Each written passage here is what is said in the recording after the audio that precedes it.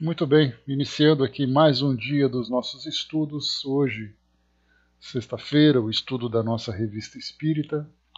Nós estamos nas edições de março e abril de 1858 e nós vamos estudar hoje 3 artigos, Magnetismo e Espiritismo, Período Psicológico e o Espiritismo entre os Druidas.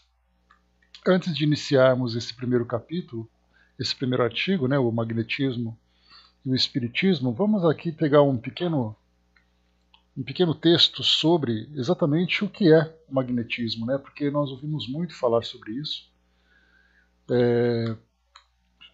nos artigos de Kardec, nos comentários, porque o magnetismo é uma prática que hoje, aqui no Brasil, nós praticamente não conhecemos. Tudo aquilo que nós sabemos diz respeito ao trabalho de Kardec ou a outras publicações que se fazia, dessa prática que se fazia na Europa. Então, para nós é algo ainda desconhecido, para a maioria. Então, o magnetismo, ou o magnetismo animal, que é a expressão mais adequada para a gente poder identificar esse tipo de técnica e esse tipo de fluido também. Então, porque o magnetismo ele acaba entrando muito mais nas leis da física, e o magnetismo animal é exatamente o tema do nosso interesse. Então, afinal, o que é o magnetismo animal? Esse é um texto de Paulo Henrique de Figueiredo no site revoluçãoespírita.com.br. Há muito desconhecimento quanto ao magnetismo animal. Originalmente, ele nada tem a ver com a concepção popular atualmente divulgada. O termo magnetismo animal foi criado pelo médico alemão Franz Anton Mesmer. Ele viveu entre 1734 e desencarnou em 1815. Praticamente ele 10 anos, Kardec tinha 10 anos quando ele desencarnou. Como um novo paradigma da física de então, para fundamentar sua revolução da ciência médica, já que ele considerava falsa a teoria aceita pela comunidade científica da sua época, uma teoria mecanicista das forças para as forças, que nesse caso luz, eletricidade, magnetismo eram consideradas matérias, esferas duras, sem peso e invisíveis. Para Mesmer, porém, as forças seriam ondas, vibrações de um elemento primordial, o fluido cósmico universal, termo também proposto por ele. Segundo ele, cada uma das diversas faixas vibracionais do fluido universal impressionava os nossos sentidos físicos, como a luz para o olho e o ar para os ouvidos. Desse modo, o magnetismo animal, segundo ele, seria o meio de comunicação entre a vontade do magnetizador e o paciente, um estado de vibração do fluido cósmico universal acima da luz, que na época era o mais sutil fenômeno, perceptível por nosso sistema nervoso e pelo nosso senso íntimo, explicando assim os efeitos do tratamento pelo passe e os efeitos do sonambulismo provocado. Desse modo, o passe curativo não seria uma simples transmissão de substância, o que a teoria materialista dos fluidos materiais aceita pelos físicos da época levaria a crer, como costumeiramente se pensa, mas uma ação dinâmica do organismo saudável do magnetizador em sintonia com o doente, acelerando o ciclo natural da cura, como também funciona na medicina homeopática, sendo assim ambas compatíveis. Isso explica porque o fundador da homeopatia, Samuel Hahnemann, que viveu entre 1755 e 1843, não só aplicava passes mesméricos em seus pacientes, combinando-os com os remédios, mas também acrescentou essa prática à sua medicina, em seu livro Organum da Arte de Curar. Depois, no século seguinte, os espíritos iriam aceitar essa teoria do fluido universal proposta por Mesmer como conceito fundamental da doutrina espírita. Demonstrando a relevância dessa recuperação, vale lembrar que Kardec considerava magnetismo animal e espiritismo como ciências irmãs, e que seria impossível compreender uma sem conhecer a outra. Os médicos homeopatas da época de Allan Kardec faziam uso do tratamento de passes do magnetismo animal e grande parte deles era espírita. Essas três ciências, espiritismo, magnetismo animal e homeopatia, se afinavam, se uniam, compartilhavam seus fundamentos, formavam um ambiente cultural propício para a difusão das ideias. Uma pena que, com a virada do século XIX, o materialismo dogmático tenha penetrado na universidade como uma erva daninha, estranhando-se e encobrindo as conquistas científicas e espiritualistas do século anterior. Está na hora de recuperar para transformar. O ainda mais surpreendente está no fato de que, consideradas as diferenças culturais de cada época, as ideias de Mesmer sobre o fluido universal, considerando as forças como ondas, é uma antecipação conceitual intuitiva do atual paradigma da física moderna. É que depois tem aqui a teoria esquecida de Allan Kardec, falando sobre essa revolução espírita, que é esse site. Então aqui uma pequena, um resumo, só para a gente poder ter uma ideia do que é esse magnetismo animal. Aliás, nós temos um filme que foi produzido falando sobre o magnetismo animal, exatamente com esse título, que conta um pouco da história de Mesmer, o trabalho que ele fazia num hospital psiquiátrico, as experiências que ele fazia com os pacientes e tudo mais, talvez vocês encontrem na internet. É um filme bastante interessante. É um filme biográfico sobre Mesmer. Então, tá aí essa nossa introdução. E aqui nesse artigo, então, de março de 1858, Kardec traz exatamente um artigo intitulado Magnetismo e Espiritismo. Lembrando que Kardec era um magnetizador, ele estudava sobre o magnetismo animal e foi então exatamente devido a esse interesse que ele tinha pelo magnetismo que fez com que ele se aproximasse então dos fenômenos espíritas que aconteciam na época, 1855 aproximadamente, quando ele então foi convidado para participar de algumas dessas apresentações, dessas demonstrações, e aí então ele inicialmente aplicava como fórmula a possibilidade do fluido magnético provocar aqueles fenômenos. Ou seja, esse seria um dos sistemas que eram utilizados para poder trazer essa explicação. E aí então, conforme ele foi trazendo observações, fazendo observações mais profundas, como as respostas que vinham através do movimento das mesas, ele percebeu que não era apenas ali a movimentação de fluido, era algo mais. E aí então ele começou a estudar a doutrina, ele começou a estudar o fenômeno e desenvolver então a doutrina espírita junto com os espíritos. Magnetismo e espiritismo. Quando apareceram os primeiros fenômenos espíritas, algumas pessoas pensaram que essa descoberta, se podemos aplicar-lhe esse nome, ia desfechar um golpe fatal no magnetismo e com ele ocorreria o mesmo que aconteceu com as demais invenções. A mais aperfeiçoada faz esquecer a precedente. Tal erro não tardou em dissipar-se e prontamente se reconheceu o parentesco dessas duas ciências. Ambas, com efeito, baseadas sobre a existência e a manifestação da alma, longe de se combaterem, podem e devem prestar-se um mútuo apoio, completam-se e se explicam uma pela outra. Seus respectivos adeptos, entretanto, diferem sobre alguns pontos.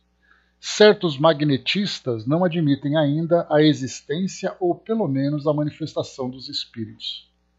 Acreditam poder tudo explicar tão só pela ação do fluido magnético, opinião que nos limitamos a constatar, reservando-nos discuti-la mais tarde. Aqui, magnetistas, essa expressão utilizada por Kardec em seu artigo, tem uma nota de rodapé, dizendo que o magnetizador é o que pratica o magnetismo. Magnetista se diz alguém que lhe adote os princípios. Pode-se ser magnetista sem ser magnetizador, mas não se pode ser magnetizador sem ser magnetista. Então, magnetista poderíamos dizer que é aquele que estuda as teorias sem fazer a aplicação, sem ser alguém que trabalhe na prática com esse fluido. Já o magnetizador, ele precisa, por princípio, ser um estudioso do assunto para poder depois fazer esse trabalho. Então, o magnetista, sendo teórico, não necessariamente é um aplicador. O aplicador precisa ser também teórico. Então, havia essa divergência, né, entre as ideias da manifestação dos espíritos e a atuação desses fluidos. Para muitos, então, não tinha nada a ver. A aplicação magnética era algo essencialmente material. Não tinha a ideia de manifestação ou presença espiritual. Isso para alguns magnetistas. Nós mesmos a partilhávamos no início. Olha só, Kardec então admitindo que para ele era aquela visão materialista da aplicação dessa técnica. Mas, como tantos outros, tivemos que nos render à evidência dos fatos. Os adeptos do espiritismo, ao contrário, são todos partidários do magnetismo. Admitem sua ação e nos fenômenos sonambúlicos reconhecem uma manifestação da alma. Essa oposição, aliás, se enfraquece a cada dia, e é fácil prever que não está longe o tempo em que toda distinção será cessada. Essa divergência de opinião nada tem que deva surpreender.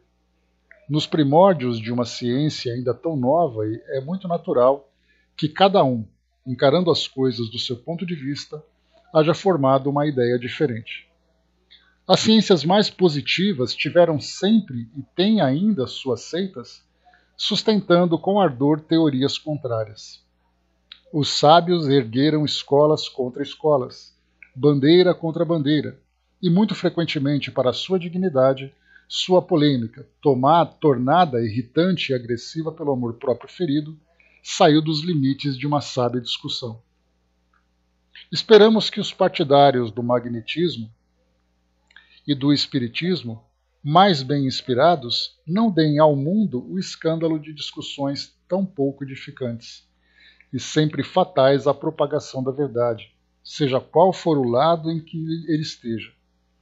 Podemos ter nossa opinião, sustentá-la, discuti-la, mas o meio de nos esclarecermos não é nos estraçalhando, procedimento sempre pouco digno de homens sérios e que se torna ignóbil se o interesse pessoal está em jogo. Aliás, aqui a orientação de Kardec para todas as situações.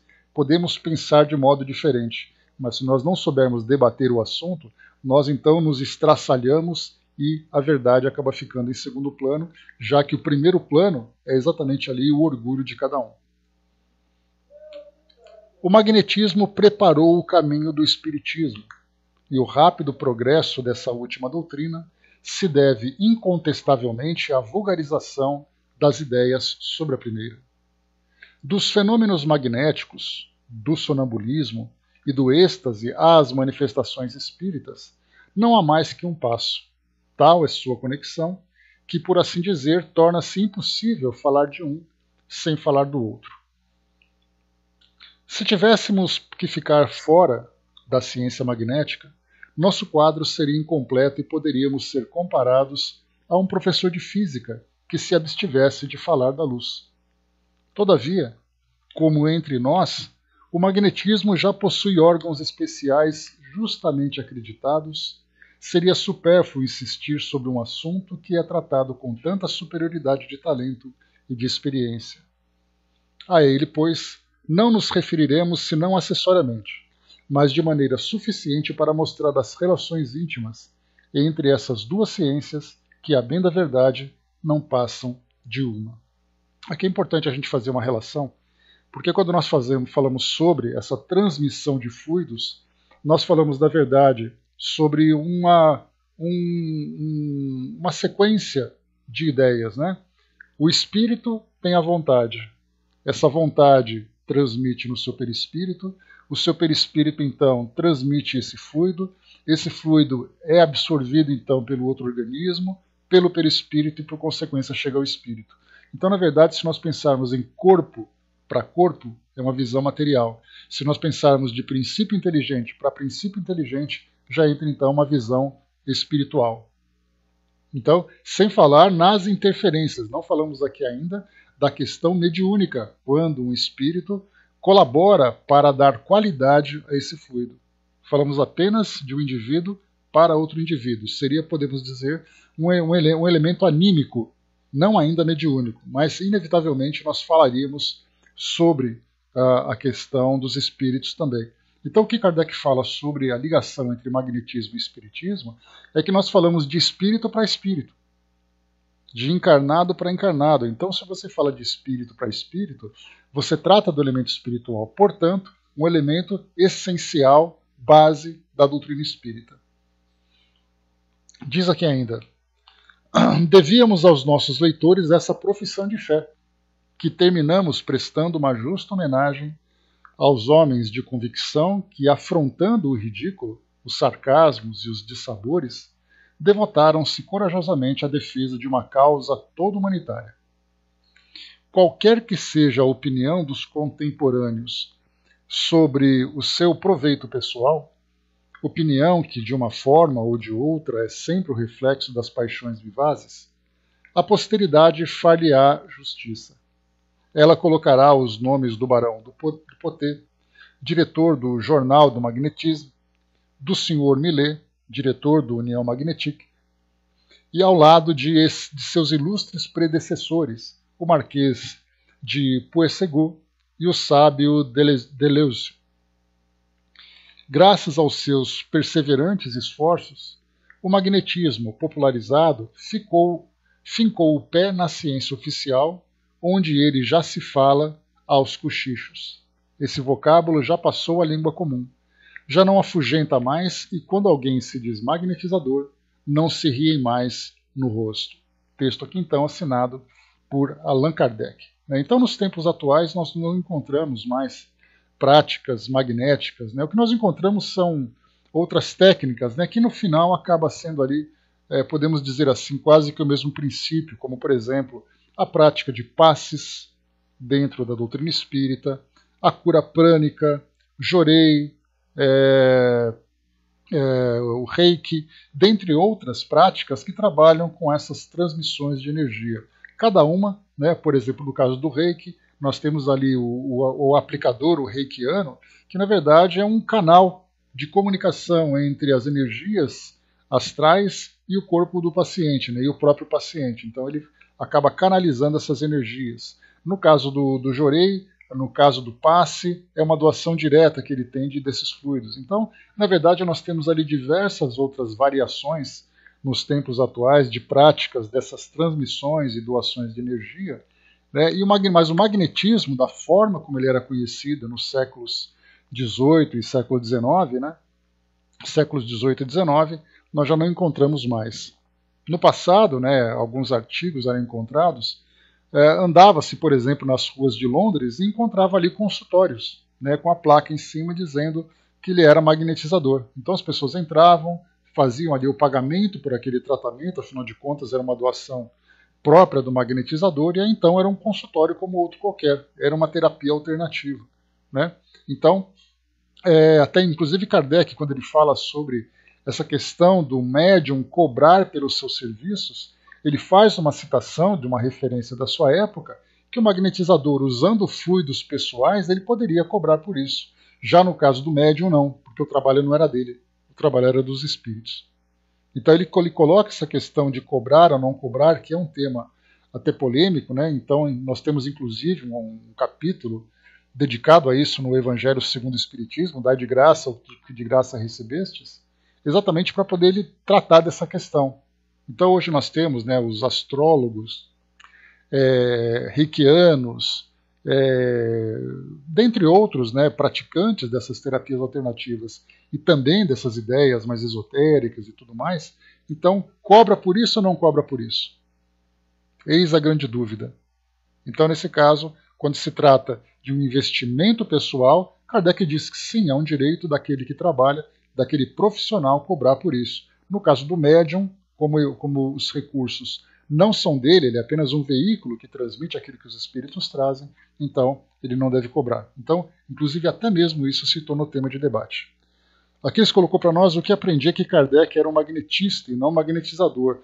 Olha, pelo que eu saiba, Cris, Kardec trabalhava com magnetismo. Ele era um estudioso e também aplicava o magnetismo. Então, mas assim, nós poderíamos depois fazer ele estudar uma biografia dele, para poder entender exatamente dessas práticas, porque, na verdade, o que nós conhecemos dessa pessoa, vamos dizer assim, de Allan Kardec, é aquilo que ele trouxe para nós da doutrina espírita. O professor Rivaio, que era aquele que trabalhava pré-Kardec, vamos dizer assim, com essas práticas, nós temos pouca informação, mas não custa a gente fazer ali uma pesquisa para poder saber exatamente qual era a relação de Kardec exatamente com o magnetismo. Então, certamente na Revista Espírita ele vai trazer mais detalhes para nós sobre tudo isso. E encontrando alguma coisa, a gente posta lá depois no nosso grupo no Facebook para poder aprofundar um pouco mais esse conhecimento. Legal? Arnaldo colocou, Kardec, conforme Canuto Abreu, era magnetizador e começou a ensinar magnetismo com 24 anos de idade. Daí Canuto Abreu, um grande estudioso sobre a história de Kardec, já trouxe para nós. Então tá aí a primeira dica, Cris, obrigado Arnaldo, para a gente poder ver aqui o trabalho que Kardec faz, de ensinar magnetismo a partir dos 24 anos de idade, então. Tá? Então vamos em frente que a gente vai depois pesquisando um pouco mais sobre esse assunto para trazer maior profundidade. Então, muito bem, vimos aqui, esse tema é sempre muito interessante de estudarmos também, de vermos de que modo que a mentalidade vai mudando de uma época para outra. E nesse filme documentário, nesse filme biográfico sobre Mesmer, falando sobre o magnetismo animal, nós vimos ali a forma impressionante como o magnetismo atuava no corpo físico das pessoas. E hoje não, hoje simplesmente isso é ignorado, nós não conhecemos nada no nosso dia a dia, aqui no Brasil pelo menos, ou mesmo na atualidade em outros países, alguma coisa que trabalhe com magnetismo. Então, na verdade, é uma ciência que ela simplesmente adormeceu, ficou esquecida. E até mesmo na doutrina espírita, para nós hoje, nós trabalhamos do passe, esquecendo do magnetismo, sendo que para os estudantes do passe, que fazem curso e tudo mais, estudar magnetismo é fundamental. Então, quando se faz um curso bem elaborado, o magnetismo é uma matéria. Quando se faz ali aquele estudo muito mais prático do que teórico, fica então apenas ali na transmissão desses fluidos. Bom dia, Regina. Então, aqui agora entrando em outro mês, mudando o nosso artigo, agora para mês de abril de 1858, nós então vamos agora para um outro artigo chamado Período Psicológico. Diz assim para nós: se bem que as manifestações espíritas tenham ocorrido em todas as épocas, é incontestável que hoje se produzem de maneira excepcional. Interrogados sobre este fato, os espíritos foram unânimes em sua resposta. Os tempos, dizem ele, marcados pela providência para uma manifestação universal são chegados. Estão encarregados de dissipar as trevas da ignorância e dos preconceitos. É uma era nova que começa e prepara a regeneração da humanidade. Esse pensamento acha-se desenvolvido de maneira notável numa carta que recebemos de um de nossos assinantes, da qual extraímos a seguinte passagem. Diz aqui então o texto: cada coisa tem seu tempo.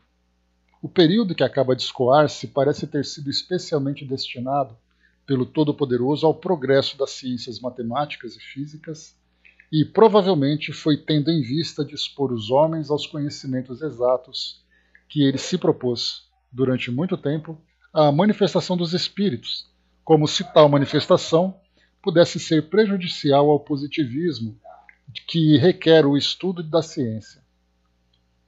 Numa palavra, quis habituar o homem a procurar nas ciências de observação a explicação de todos os fenômenos que deveriam produzir-se aos seus olhos.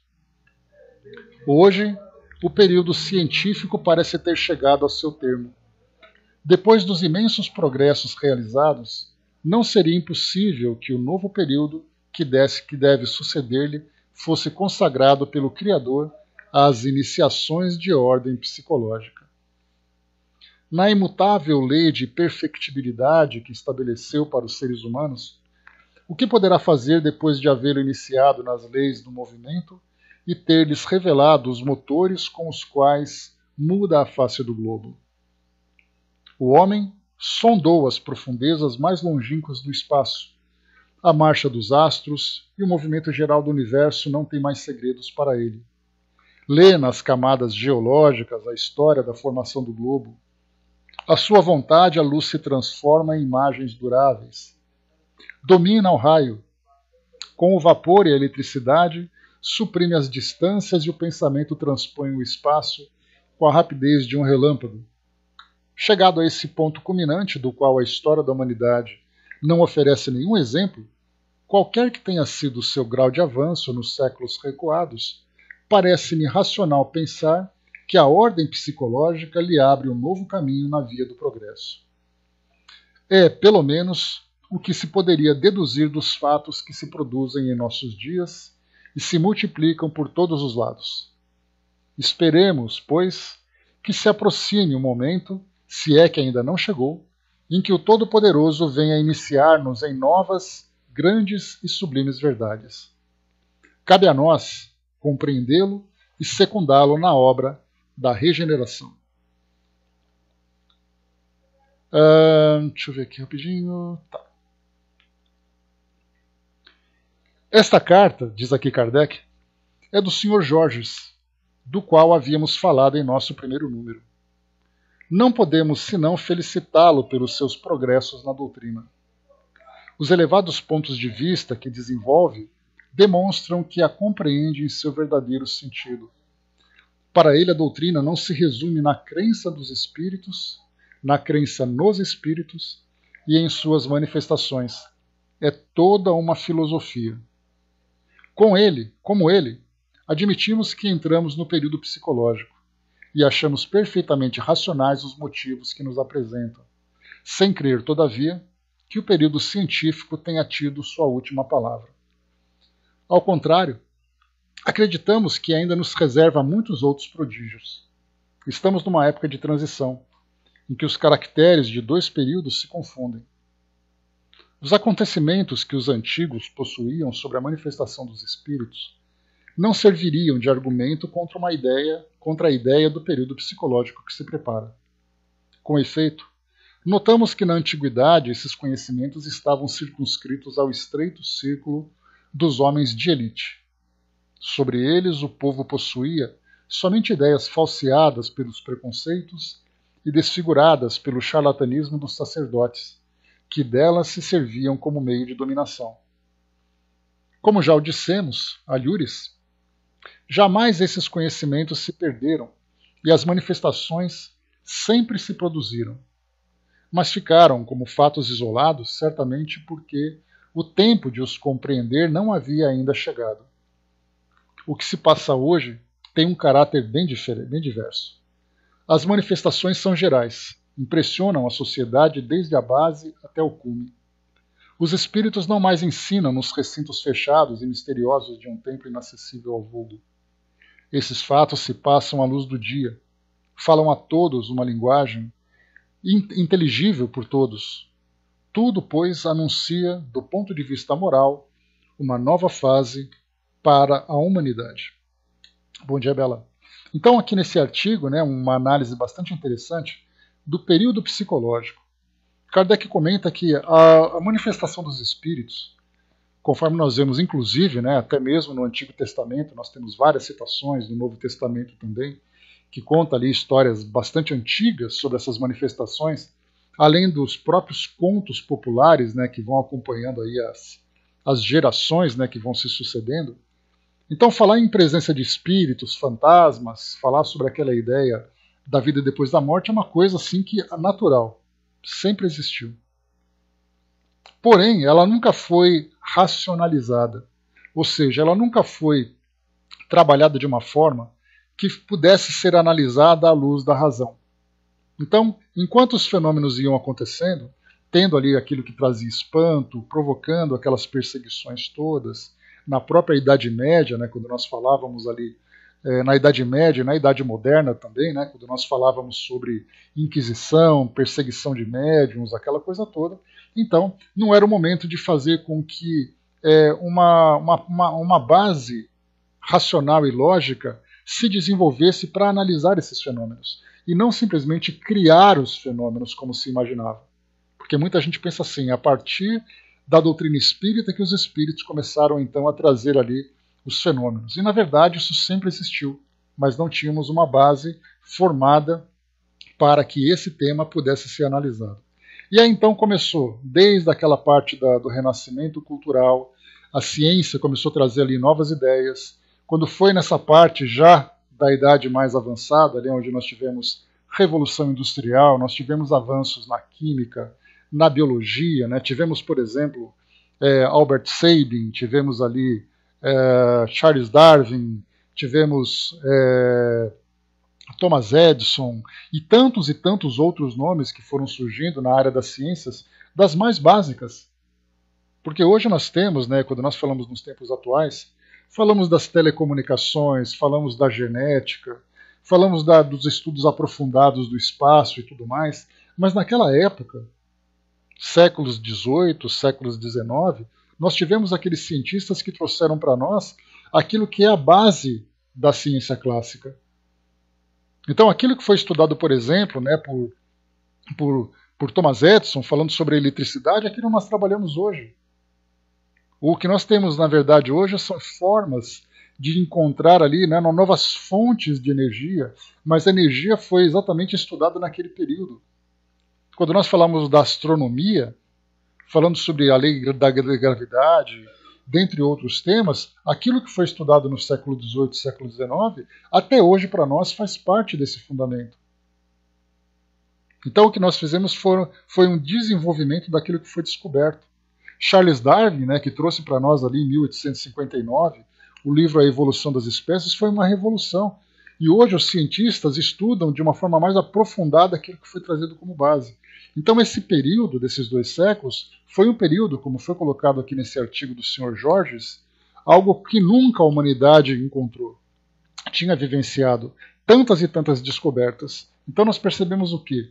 O Todo-Poderoso, como o Sr. Georges mesmo comenta no seu artigo, na visão dele foi assim, né? Ele colocava que Deus trouxe para nós esse momento importante de descobertas para que a doutrina espírita então pudesse ser apresentada, né? Ou a manifestação dos espíritos pudesse ser estudada de uma forma mais racional. Só que o que nós vemos a doutrina espírita veio no momento propício para isso.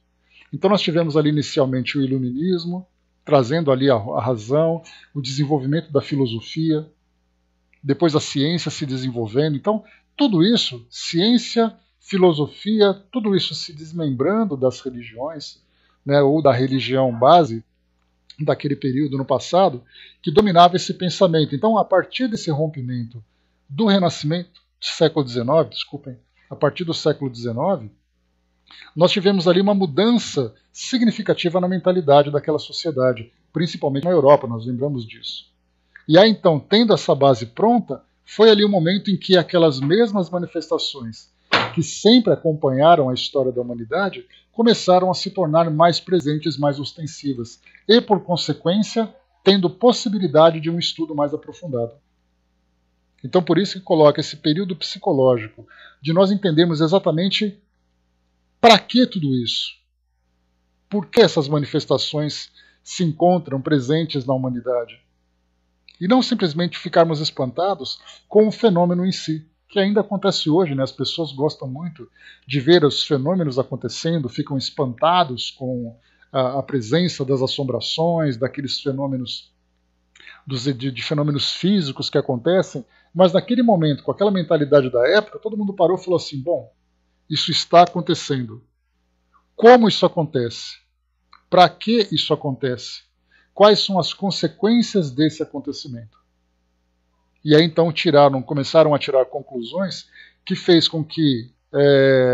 fizeram, né, com que nós tivéssemos uma descoberta dessa realidade espiritual que nos envolve, que até então ficava circunscrita no campo da crença, no campo do mito ou do misticismo. E agora não, se tornou racional. E ainda, né, mais de um século e meio para cá, nós ainda estamos lutando para quebrarmos essas ideias da crença e tentarmos trazer de uma forma racional a realidade da doutrina. Diferentemente, né, do que nós tínhamos no passado, quando eles começavam então a desbravar aqueles caminhos. Hoje o caminho está aberto. A teoria está aqui entre nós. E nesse caso nós temos também, inclusive, né, essa visão da mudança da visão doutrinária que se tinha na época de Kardec e a visão que nós temos hoje. Foi uma mudança significativa da doutrina espírita sair do ambiente francês, pós-iluminista, pós-positivo, né, o positivismo era aquela ciência da lógica, da razão, e chegando aqui no Brasil encontrando um campo bastante favorável para o desenvolvimento das crenças. O Brasil sempre foi, né, nesse nosso caso, um ambiente muito religioso. Então a doutrina espírita deixou de ser filosófica científica, embora também tivesse o seu aspecto moral, religioso, vamos dizer assim, aqui no Brasil muito mais religioso do que os demais. Mas ainda assim o caminho ficou pronto, a base está formada. Arnaldo lembrou, no século XIX, filosofia era matéria curricular nas escolas. Estudava-se Deus, moral, dever, ética, toda uma construção do caráter do homem, né? Hoje ainda tem a filosofia, né? Só que ela é estudada, né, muito mais baseada também nesses princípios, e não mais de uma forma tão aprofundada como era naquela época, né? Então hoje eles têm filosofia, eles têm sociologia, só que na verdade, né, é transmitida de uma forma ainda bastante limitada. Pelo menos eu acho quando eu vejo, né, os livros, né, os estudos que se fazem. Mas naquela época, né, eles conviviam com filósofos que traziam para nós temas que são estudados hoje no século XXI.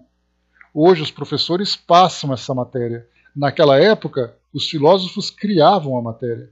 Olha só que diferença. Isso encontrou ressonância nos estudiosos da época. Sim, exatamente isso, Arnaldo. Naquela época, eram os próprios filósofos que estudavam os temas. Hoje nós estamos estudando aquilo que eles escreveram. Às vezes aprofundando um pouco mais, melhorando um pouco mais, mas a nossa vida é tão problemática que a gente acaba se esquecendo de desenvolver outros aspectos. A gente quer só resolver os nossos problemas, ainda mais nesses conflitos ético-morais que nós estamos vivendo hoje. Então esse artigo fala desse período psicológico, e no início também Kardec comenta sobre essa renovação do nosso planeta. Esse período de transição planetária, de transformação, o mundo de regeneração, de que forma que se dará essa transformação? Exatamente da compreensão da natureza espiritual da humanidade. Então, nós percebemos, né, como essa transição ainda será trabalhosa, nós vemos que esse aspecto espiritual ainda se encontra muito restrito na visão religiosa das instituições humanas. Então nós temos que tirar desse âmbito limitado das instituições e começarmos de fato a elevar o pensamento e ter uma compreensão mais abrangente. A doutrina espírita está tentando quebrar essas barreiras. De certa forma consegue, porque embora não transforme as pessoas em espíritas, pela compreensão que elas acabam adquirindo, os temas acabam se tornando parte do cotidiano. Falar sobre a vida após a morte, falar sobre a comunicação dos espíritos, falar sobre a reencarnação. Então, embora se fale de uma forma limitada, e às vezes até um pouco fantasiosa, pelo menos já se fala. E a doutrina espírita, então, é assim. É como se fossem esses romances que nós comentamos, né? Romances que são tão interessantes, romances que são tão agradáveis de se ler, precisam de uma base filosófica, psicológica, científica, muito mais sólida. Então, primeiro nós lançamos a ideia. Lemos aqueles livros, né, tipo Novelinha das Seis, né, que são tão agradáveis, tão interessantes pelo romance, mas enquanto vai se desenvolvendo, e Kardec defende essa teoria, a partir do mês de dezembro de 1865, lá na Revista Espírita, quando ele trata exatamente dos romances espíritas. Não apenas fala sobre os romances, como apresenta para o público alguns romances que foram escritos na época. Não romances mediúnicos, talvez até intuídos, mas escritos por autores encarnados. E ele comenta exatamente, né? Lança-se o romance e junto com a história, com o enredo que é apresentado, vem ali fundamentos importantes, que a doutrina espírita depois analisa de uma forma muito mais séria e objetiva, dentro desse aspecto psicológico, filosófico, para termos uma compreensão mais precisa e real do que são esses fundamentos. Então hoje nós temos, né, você assiste a uma novela, você assiste a um filme, vai ao cinema, se entretém ali com o material literário, né, qualquer coisa assim do gênero, e aí então você lê, nossa, que bacana, olha só, esse espírito, esse indivíduo morreu, depois ele voltou para poder buscar vingança, ou então depois ele voltou para poder ajudar alguém. Essa ideia dele voltar para ajudar alguém, nós estamos falando de um princípio fundamental da lei de causa e efeito e da reencarnação. Provas, expiações, tudo isso começando a ser fundamentado. Então, há 150 anos a ideia foi lançada, há mais de 150 anos a ideia foi lançada, que são as bases da doutrina espírita. Hoje nós temos essas bases, ainda não bem compreendida e bem assimilada, mas os princípios estão aí, sendo lançados o tempo todo, em tudo quanto é lugar que a gente acaba buscando o nosso entretenimento. Depois as pessoas vão desenvolver uma curiosidade maior e aí então buscar realmente o estudo mais sério e mais objetivo. Então, por isso, esse período psicológico que é comentado então nesse artigo é exatamente aquele período pós-iluminismo e aquele período pós-ciência, né, pós-positivismo, em que os espíritos então são analisados de uma forma muito racional, muito mais racional. Então, muito bem. Próximo artigo para nós aqui, esse período psicológico, é uma análise bastante interessante. Para nós hoje nós lemos como história, né? Na época deles era uma realidade, era o dia a dia. Então nós estamos aqui também, né, inclusive até mesmo analisando, né, a doutrina espírita sendo disseminada a partir dos trabalhos do Chico, né, quando ele começou então a trazer para nós ali os seus livros, depois vieram ali também, né, outros importantes sucessores, como é o caso do Divaldo, do Raul e tantos outros estudiosos e trabalhadores da doutrina espírita que vieram ali trazendo, né, cada vez mais informações a respeito do espiritismo. E daqui para frente ainda vem mais gente, né? Novas gerações vão se formando, novos pesquisadores, novos trabalhadores também vão fazendo ali o seu papel, dando continuidade. Próximo artigo para nós aqui, o Espiritismo entre os druidas, né? Vamos falar um pouquinho sobre ele aqui também. Diz aqui então, há cerca de 10 anos, sob o título Le Vieux-Neuf, ou Le Vieux-Neuf, aqui embaixo na nota do rodapé, o Velho Novo, né, que é o título desse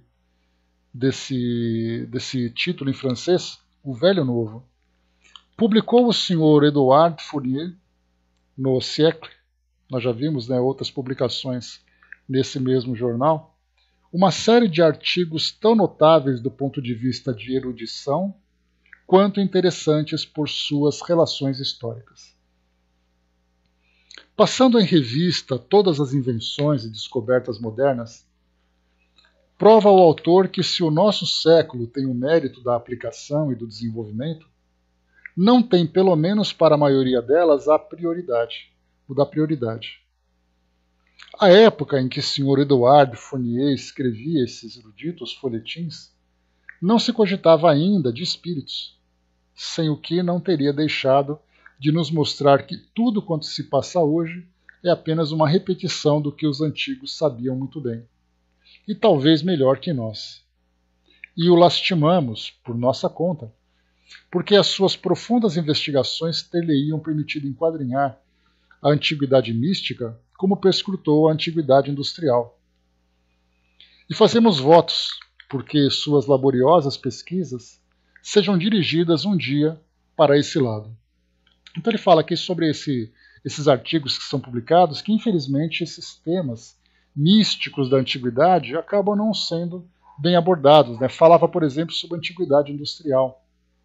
Pensarmos, por exemplo, né, de que forma que as pirâmides foram produzidas, como era produzida a comida, de que forma que a tecelagem trabalhava, de que forma que a metalurgia também era desenvolvida. Então, tinha ali esse estudioso que apresentava então esses artigos tão interessantes sobre esse aspecto do passado, assim como poderíamos também estudar sobre vários outros temas, né? A arte do passado, por exemplo. Falarmos sobre a arte rupestre, desde lá da pré-história até todo o período que nós temos na atualidade, passando por todas as suas fases. Mas muito pouco se falava, segundo Kardec, referindo-se a esse escritor, sobre a questão da arte da antiguidade mística. Hoje nós temos bastante, né? Temos estudiosos que se dedicam a isso, estudar, por exemplo, sobre as religiões do passado, falarmos sobre os fenômenos do passado. Então hoje nós temos até bastante material, que ainda que seja material isolado. Então, assim, é um autor que se interessa, é o outro que se interessa, mas não existe assim um interesse global sobre esse tema. Então, por isso, Kardec lamenta de não ter tido esse tipo de estudo, né, como, por exemplo, ele diz assim de novo, né, ele coloca a época em que o senhor Edouard Fournier escrevia esses eruditos folhetins, não se cogitava ainda de espíritos. Então, por isso que ele comenta, né, que infelizmente não era interesse da época, ninguém procurava por esse tema, né, nas publicações, nas livrarias. Quanto a nós, não nos deixa nossas observações pessoais nenhuma dúvida sobre a antiguidade e a universalidade da doutrina que os espíritos nos ensinam. Kardec, então, já lembra que, para ele, bastando se debruçar um pouco sobre a história da humanidade dentro desse aspecto mais espiritual, isso é bastante fácil de encontrar. Como eu falei para vocês, estudando o Antigo Testamento, estudando a Bíblia de um modo geral, o Antigo Testamento, por exemplo, ali naqueles primeiros livros escritos por Moisés, datam de 1200, 1500 anos antes de Cristo. Então é um tempo bastante prolongado. Hoje, por exemplo, nos nossos tempos, nós poderíamos colocar 3.500 anos mais ou menos. Desde aquela época. Então nós pegamos ali aqueles fenômenos de sonhos, de aparições, de vozes que falam com os homens e tudo mais. E aí começamos então a pegar todos esses eventos, né, de materialização também, que nós já vimos, até mesmo Jesus, né, um grande protagonista desse fenômeno. Então, nos tempos atuais, nós temos só na Bíblia vários eventos a serem analisados. Mas poderíamos encontrar também em outras sociedades, né, em outras civilizações, temas de bastante interesse. Então, por isso, Kardec coloca, né, que, quanto a nós, não nos deixa nossas observações pessoais nenhuma dúvida sobre a antiguidade e a universalidade da doutrina dos espíritos, que é a doutrina que os espíritos nos ensinam. E aqui, então, né, uma referência principalmente das religiões antigas. Se o título que nós temos aqui, né, é o Espiritismo entre os druidas, na verdade ele fala sobre todas as práticas que a doutrina espírita organizou naquele período de Kardec, mas que já era falada no passado. Como, por exemplo, né, conversar com os espíritos. Talvez o fenômeno mais patente dessas religiões do passado, porque elas não ficavam presas nos rituais. Para os iniciados, que participavam daquelas reuniões mais restritas, mais fechadas, havia sim a comunicação com os espíritos. Mesmo Leon Denis, no seu livro Depois da Morte, naquele primeiro capítulo, ele fala sobre as diversas religiões que foram se sucedendo e que traziam ensinamentos profundos no campo da moral, da filosofia e também da prática mediúnica. Então, por isso, Kardec fala sobre a antiguidade e a universalidade da doutrina que os espíritos ensinam naquele passado. Essa coincidência entre o que nos dizem hoje e as crenças dos tempos mais remotos é um fato significativo da mais alta importância. Faremos notar, entretanto, que se por toda parte encontramos traços da doutrina espírita, guardem bem essa expressão antes da gente continuar. Em toda parte nós encontramos traços da doutrina espírita, porque a doutrina propriamente ela foi formada a partir dessa organização, dessa sistematização que Kardec então aplicou nesses ensinamentos, organizando tudo, colocando em tudo em sequência, aprofundando todos os temas, fazendo ali, usando o método para a verificação das informações. Então a doutrina espírita ela se sustenta exatamente por todo esse mecanismo que foi utilizado. Mas os traços da doutrina espírita nós encontramos no passado exatamente por essa vivência que essas sociedades antigas utilizavam. Assim como nós vemos hoje. Quando nós vemos, por exemplo, uma novela que fala sobre presença de espíritos, que fala sobre mediunidade, nós estamos encontrando traços da doutrina espírita. Até essa semana veio uma amiga aqui em casa, eu conversava com ela, e ela falava assim, nossa, eu assisti um filme espírita que é ótimo, Minha Vida em Outra Vida. Vocês conhecem, né, esse filme, né, um filme, a história de uma americana que tinha sonhos muito reais sobre uma existência anterior. E aí então ela viajou para a Inglaterra, já que esses sonhos estavam contextualizados na Inglaterra no passado, e ela então viajou para lá, o marido também deu aquele apoio, cuidando dos filhos, patrocinando a viagem e tal, e ela foi em busca dessas informações. Então ela falava assim, Minha Vida em Outra Vida. Quem não assistiu, assista, certamente está disponível no YouTube, porque é um filme que muito foi falado quando ele foi divulgado, aqui no Brasil. Então, assim, a própria Federação Espírita Brasileira utilizou trechos desse filme para fazer alguns comentários. Né? Então, quem não assistiu, assista. Então, quando ela falou assim, Minha Vida em Outra Vida é um filme espírita ótimo, eu rapidamente já corrigi.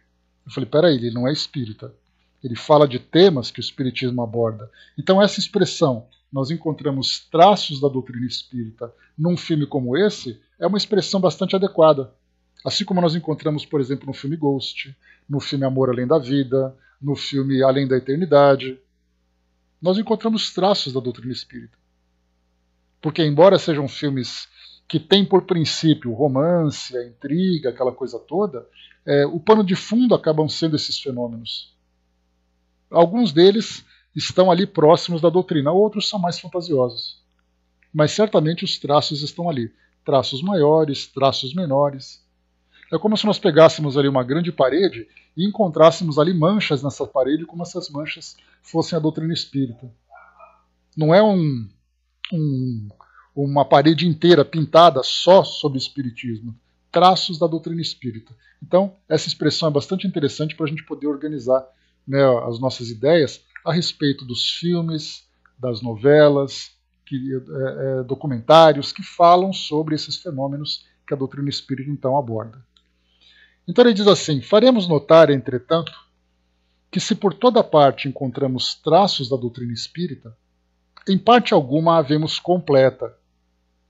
Tudo indica ter sido reservado à nossa época coordenar esses fragmentos esparsos entre todos os povos, a fim de chegar-se à unidade de princípio através de um conjunto mais completo e, sobretudo, mais geral de manifestações que dariam razão ao autor do artigo que citamos mais acima, a propósito do período psicológico no qual a humanidade parece estar entrando.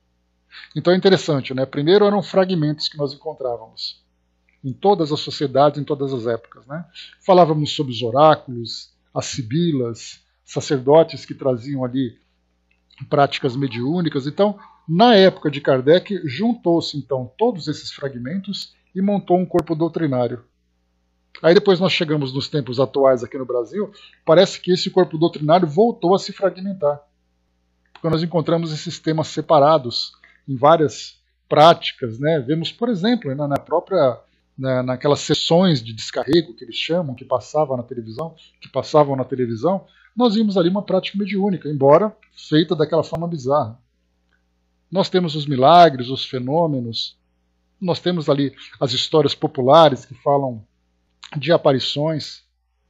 Então, na verdade, essa doutrina espírita tenta conquistar seu espaço, mas nós percebemos que esses temas voltaram a ficar fragmentados.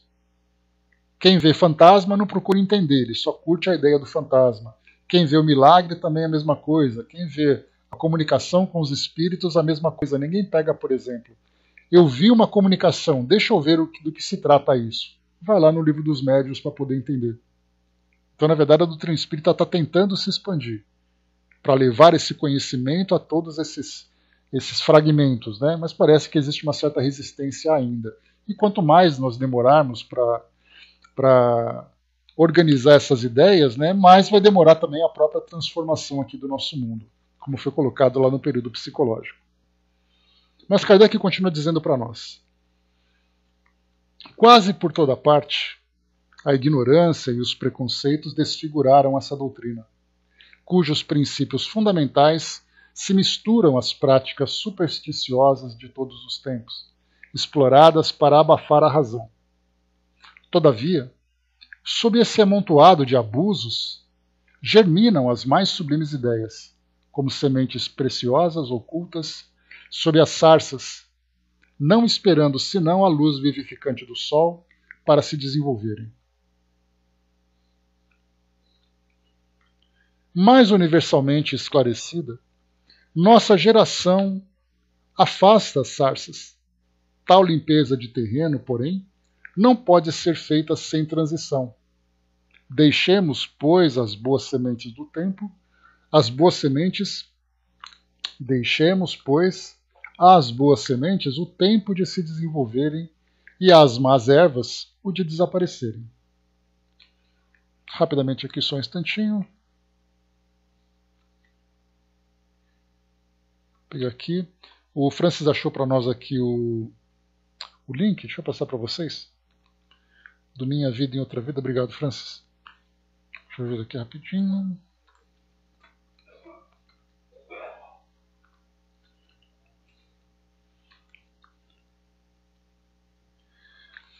Deixa eu ver aqui só um instantinho. Para lá.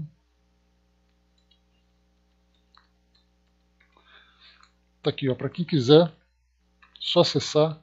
Esse aqui é Minha Vida em Outra Vida, tá? Copia e cola no navegador, tá? Não clica direto porque o YouTube, o Pautalk, ele acaba bloqueando esses links ou, né, atrapalhando o acesso a eles. Diz aqui Kardec então: a doutrina druídica oferece-nos um curioso exemplo do que acabamos de dizer. Essa doutrina, de que não conhecemos bem senão as práticas exteriores, eleva-se sobre certos aspectos até as mais sublimes verdades. Mas essas verdades eram apenas para os iniciados.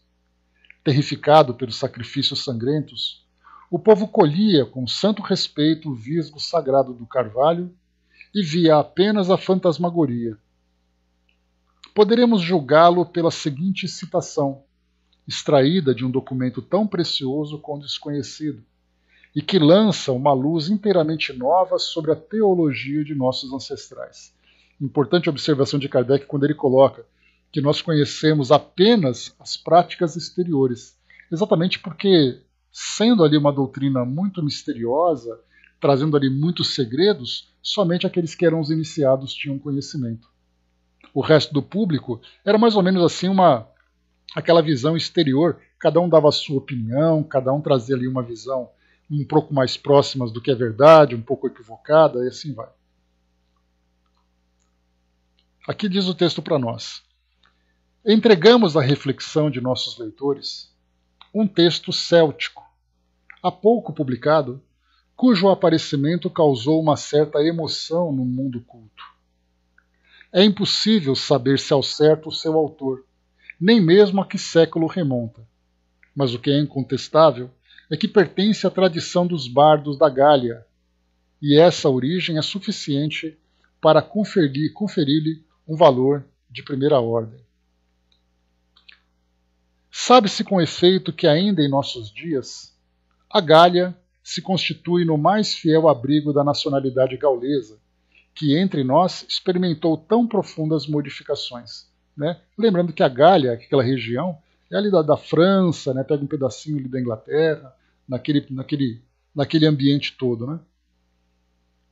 Apenas abordada de leve pela dominação romana, que nela só se deteve por pouco tempo e fracamente, preservada a invasão dos bárbaros pela energia de seus habitantes e pelas dificuldades do seu território, submetida mais tarde à dinastia normanda, que todavia teve que lhe conceder um certo grau de independência, o nome de Gália, que sempre ostentou, é um traço distintivo pelo qual se liga, sem descontinuidade, ao período antigo. A língua Quinric, outrora falada em toda a parte setentrional da Gália, jamais deixou de ser usada, e muitos costumes são igualmente gauleses. Aqui esse Quinric, tem uma nota de rodapé aqui, diz assim para nós, né, que, deixa eu ver aqui, ele só faz aqui um destaque. De todas as influências estranhas, a única que triunfou completamente foi o cristianismo, mas não o conseguiu sem muitas dificuldades relativamente à supremacia da Igreja Romana, da qual a reforma do século XVI mais não fez que determinar-lhe a queda, desde longo tempo preparada, nessas regiões cheias de um sentimento indefectível de independência. Pode-se mesmo dizer que os druidas convertendo-se inteiramente ao cristianismo, não se extinguiram totalmente na Gália, como em nossa Bretanha e em outras regiões de sangue gaulês. Como consequência imediata, tiveram uma sociedade muito solidamente constituída, dedicada em aparência sobretudo ao culto da poesia nacional, mas que, sob o manto poético, conservou com notável fidelidade a herança intelectual da antiga Gália. É a sociedade bárdica da Gália que, após ter se mantido como sociedade secreta durante toda a Idade Média, por uma transmissão oral de seus monumentos literários e de sua doutrina, a imitação da prática dos druidas, decidiu, por volta dos séculos XVI e XVII, confiar à escrita as partes mais essenciais dessa herança. Então ela era tão secreta que não se tinha escritos, tudo era transmitido oralmente. E muitas outras doutrinas também tinham essa mesma prática, de manter tudo isso reservado apenas nessa tradição oral. E foi então a partir dos séculos XVI, 1500 e alguma coisa, a 1600 e alguma coisa, começaram então a escrever esses textos todos. Então, para a gente ver como era importante, né? Como era difícil acessar esses ensinamentos. Desse fundamento, cuja autenticidade é atestada por uma cadeia tradicional ininterrupta, procede o texto de que falamos, e o seu valor, dadas essas circunstâncias, não depende, como se vê, nem da mão que o teve o mérito de escrever, nem da época em que sua redação pôde adquirir sua última forma. Então, mais uma vez, aqui ele comenta que, como não se sabe o autor, eles deduzem que a época era mais ou menos esse século XVI, porque foi a partir desse período que começaram a escrever. E a questão é, que importância tem esse artigo para nós? Para nós hoje é apenas um contexto histórico, para falarmos um pouquinho sobre a história, né, das religiões antigas, principalmente da religião druida, né, da qual Kardec fez parte, conforme a revelação que ele teve, né, do Espírito Verdade, né, ou dos Espíritos, né? Acho que foi Zéfiro que falou para ele, lá no livro Obras Póstumas, sobre a relação de sacerdote druida que ele tinha, ou histórico, passado, né, de sacerdote druida. Então, qual a importância? Para nós, muito pouca, é apenas uma questão de uma aquisição cultural. Mas para Kardec era importante, porque os druidas viveram naquela região onde é a França. Então, para eles era fundamental, né, ou melhor, é importante para ele ter esse estudo para falar desde aquele passado naquela região até o seu presente. Então, nós estamos apenas estudando a título de conhecimento, a título de cultura mesmo. Diz assim para nós: o que nele, naquele texto então desconhecido, o que nele transpira acima de tudo, é o espírito dos bardos da Idade Média. Eles mesmos, os últimos discípulos dessa corporação sábia e religiosa que, sob o nome de druidas, dominou a Gália durante o primeiro período de sua história, mais ou menos do mesmo modo que o fez o clero latino na Idade Média. Mesmo que estivéssemos privados de toda a luz sobre a origem do texto de que se trata, estaríamos claramente no caminho certo, tendo em vista a sua concordância com os ensinamentos que os autores gregos e latinos nos deixaram relativamente à doutrina religiosa dos druidas. Constitui-se esse acordo de pontos de solidariedade que não permitem nenhuma dúvida, porque se apoiam em razões tiradas da própria substância de tais textos. E a solidariedade assim demonstrada pelos escritos capitais, os únicos de que nos falam os antigos, estende-se naturalmente aos desenvolvimentos secundários. Com efeito, esses desenvolvimentos, penetrados do mesmo espírito, derivam necessariamente da mesma fonte, fazem corpo com o fundo e não podem explicar-se senão por ele. E ao mesmo tempo em que remontam, por uma origem tão lógica, os depositários primitivos da religião druida, é impossível assinalar-lhes outro ponto de partida, porque fora da influência druídica, a região de onde provém só conheceu essa influência cristã, totalmente estranha a tais doutrinas. Os desenvolvimentos contidos nas tríades estão de tal modo fora do cristianismo que as raras influências cristãs que resvalam aqui e ali em seu conjunto distinguem-se do fundo primitivo logo à primeira vista. Ou seja, né, ele começa a perceber que essas influências cristãs, que começavam então a modificar o pensamento dos druidas naquela época, modificava alguma coisa, mas a essência não. Uma das essências, por exemplo, é a própria comunicação com o mundo espiritual. Então, embora mudassem algumas práticas, alguns rituais, muito daquilo que era fundo, que era basilar, não foi modificado. E basta a gente lembrar, por exemplo, que os stoneges, aquelas pedras, né, interessantes que são fincadas naquele formato circular, até hoje ninguém sabe para que serve e nem quem construiu, muito menos em que época. Até hoje é um grande mistério. Então aquilo poderia ser dos druidas? Talvez. Dos bretões? Talvez. Era ali um centro astronômico? Talvez. Recentemente teve uma descoberta de alguns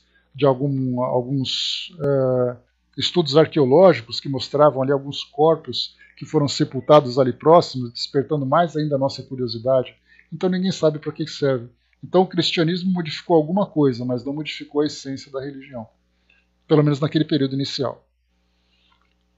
Essas emanações, oriundas ingenuamente da consciência dos bardos cristãos, bem podiam, se assim podemos dizer, intercalar-se nos interstícios da tradição, mas nela não puderam fundir-se.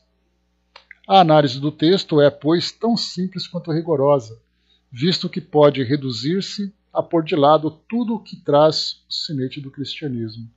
E uma vez operada a triagem, considerar como de origem druídica tudo quanto fica visivelmente caracterizado por uma religião diferente da do Evangelho e a dos concílios. Então, é que nós estamos analisando aqui uma publicação de Kardec, fazendo um comentário de um artigo recente que foi publicado, e esse artigo sobre a religião druida.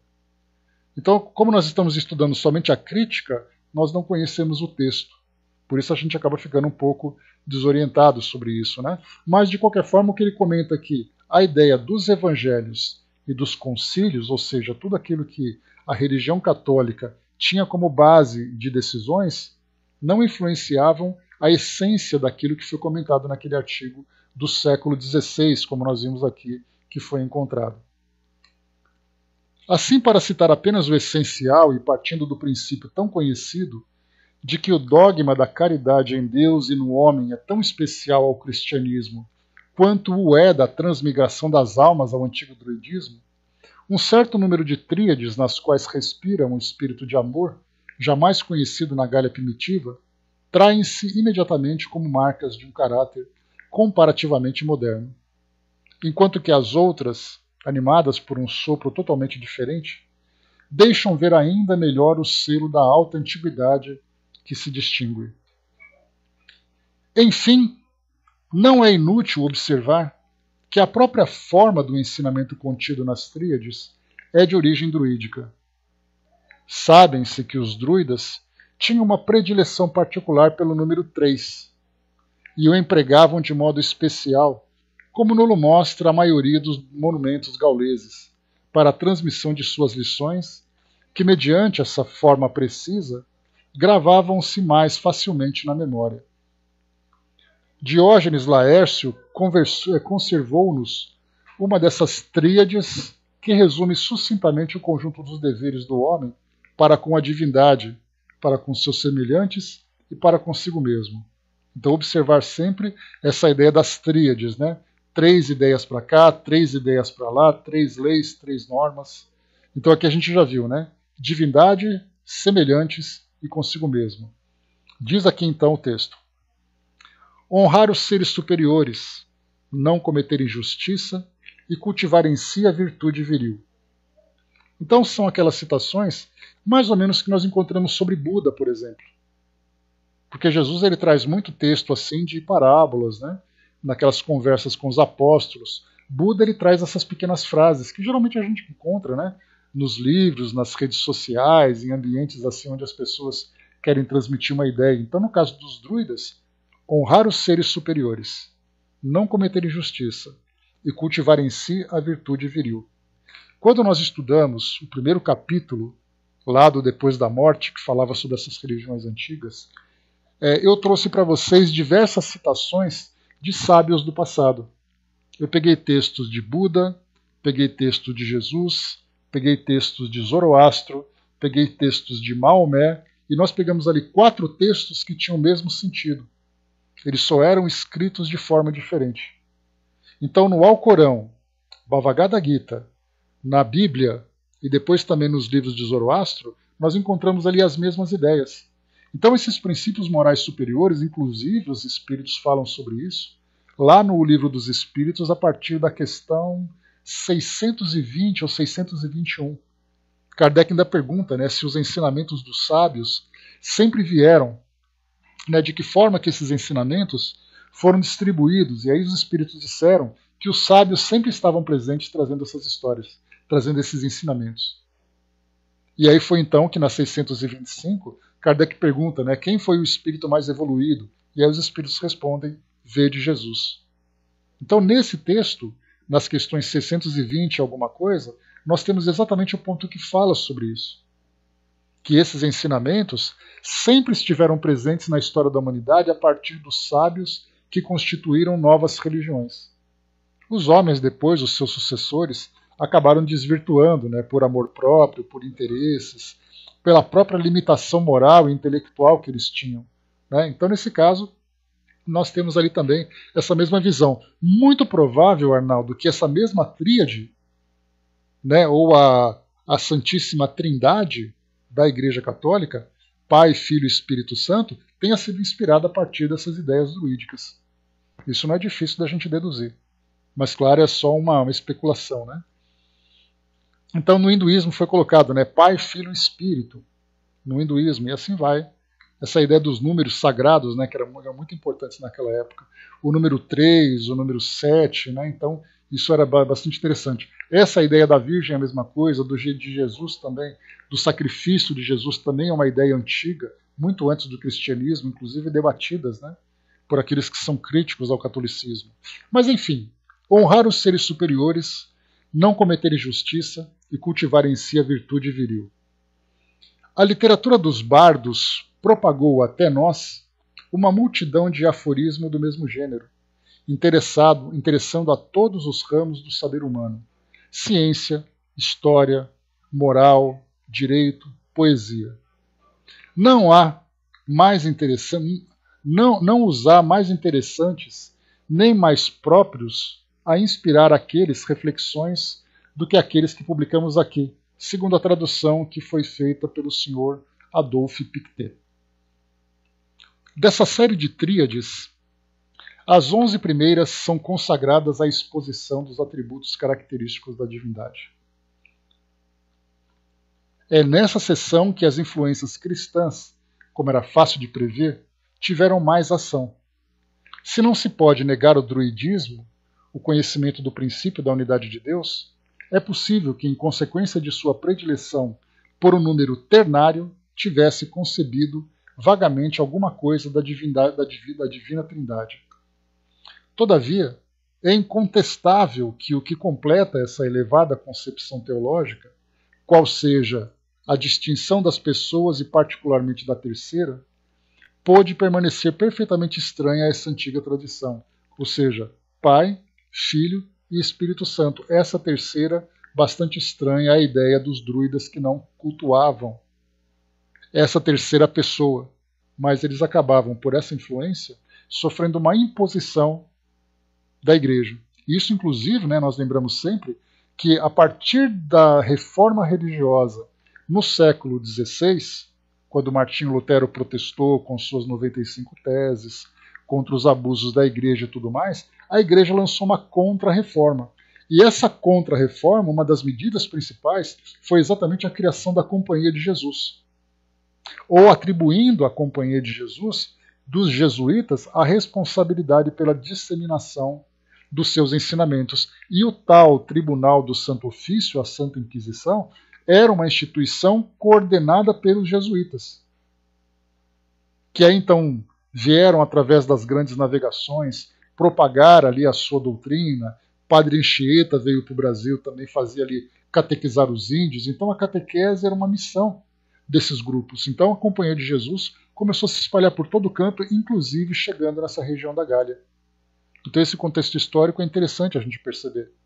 Então aquilo que tinha como religião simplesmente foi superado por outras escolas. No caso dos índios, chegavam aqui, eles cultuavam então Tupã, cultuavam ali os deuses da natureza, vieram aqui então os jesuítas e criaram uma igreja, vestiram os índios e ensinaram a rezar o Pai Nosso. Chegaram até os druidas, tiveram o mesmo comportamento. Então, na verdade, o Brasil vivenciou na prática aquilo que essa região da Gália também vivenciou, devido a essa expansão dos ensinamentos católicos, tanto na Europa quanto as regiões colonizadas pelos países europeus. Continua para nós aqui. Tudo leva a crer que os seus sectários estavam muito mais preocupados em estabelecer a liberdade do homem do que em instituir a caridade. E foi mesmo em consequência dessa falsa posição de seu ponto de partida que ela pereceu. Então aqui que a gente viu, né, que a ideia dos druidas era principalmente promover a liberdade do homem e não instituir a caridade. Então foi esse exatamente o seu ponto fraco que fez com que a religião druidista, ou a religião druida, acabasse então desaparecendo. Também parece lógico associar a uma influência cristã mais ou menos determinada todo esse começo, particularmente a partir da quinta tríade. Em seguida, os princípios gerais relativos à natureza de Deus, passa o texto a expor a constituição do universo. O conjunto dessa constituição é formulado superiormente em 3 tríades, que, ao mostrarem os seres particulares em uma ordem absolutamente diferente da de Deus, completam a ideia que se deve formar do ser único e imutável. Sob fórmulas mais explícitas, essas tríades não fazem, afinal, senão reproduzir o que já se sabia, pelo testemunho dos antigos, da doutrina da transmigração das almas. Olha só a reencarnação aí. Então os druidas já tinham essa ideia da transmigração das almas, passando alternativamente da vida à morte e da morte à vida. Pode-se considerá-la como o comentário de um célebre verso de Frassali, no qual o poeta exclama, dirigindo-se aos sacerdotes da Gália, que se aquilo que ensinam é verdade, a morte é apenas um meio de uma longa vida. E aqui depois ele traz a expressão, né?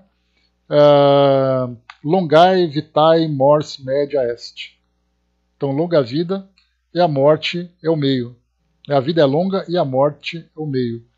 Então, pessoal, esse é o artigo, né? Já acabamos aqui. Achei até que ia ter um pouco mais, não, ainda tem um pouco mais ainda. Que ele fala aqui de Deus e o universo. A gente vai continuar no nosso próximo encontro, porque ele traz aqui várias tríades, né? Fala de Deus e o universo. Nós vamos ver isso no próximo artigo. Depois ele fala sobre os 3 círculos. E depois ele aborda, deixa eu ver aqui, o círculo de Abré. Também fala de 3. Olha que interessante. 3 condições necessárias, 3 coisas indispensáveis, 3 meios eficazes, 3 alternativas, assim ele vai. Depois ele para aqui, deixa eu ver. Para finalizar, só um instantinho, é um texto longo esse aqui.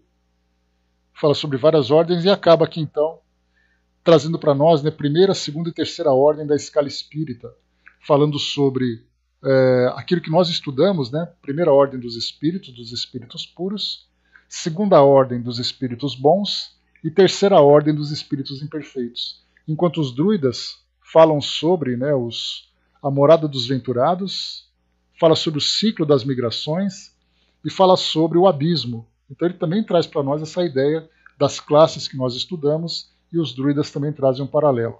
Então, qual a importância de nós estudarmos esses princípios? Exatamente para entender que a doutrina espírita não é uma doutrina formada a partir da criação de uma nova ideia, mas ela é apenas, na verdade, a análise das ideias dos povos antigos, das filosofias antigas, que agora estão sistematizados e organizados. Então nós conheceremos um pouquinho mais sobre esses ensinamentos sábios dessas diversas tríades formadas pelos druidas, fazendo uma comparação com aquilo que hoje nós entendemos como parte do corpo moral filosófico da doutrina espírita.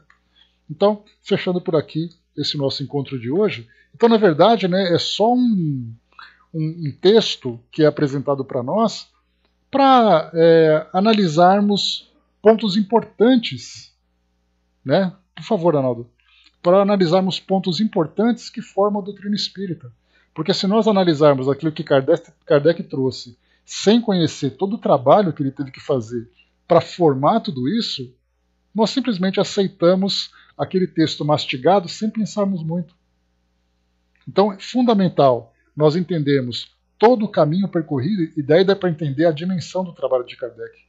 Quanto tempo ele dedicou no estudo da filosofia, no estudo das crenças antigas, para formar aquilo que nós conhecemos. Dá a impressão de que ele se sentou à mesa, começou a escrever e a coisa saiu pronta. E não é bem assim. É mais ou menos nós pensarmos em Santos Dumont criando o avião. Dá a impressão de que ele chegou na garagem dele lá, na oficina, amarrou algumas varas de bambu, alguns panos de seda, colocou ali o motorzinho e saiu voando, sem lembrarmos de todas as experiências que ele realizou antes e daquilo que já tinha sido estudado por outros pensadores antes de chegar até ele. Assim como aconteceu com os irmãos Wright e tudo mais. Muita coisa se passou antes. Então, para nós que somos estudantes da doutrina espírita, conhecermos essa base, esse bastidor, é de extrema relevância para nós, porque faz a nossa cabeça ficar muito mais convicta daquilo que nós estamos abraçando hoje. Então, encerrando por aqui, pessoal, o nosso estudo de hoje.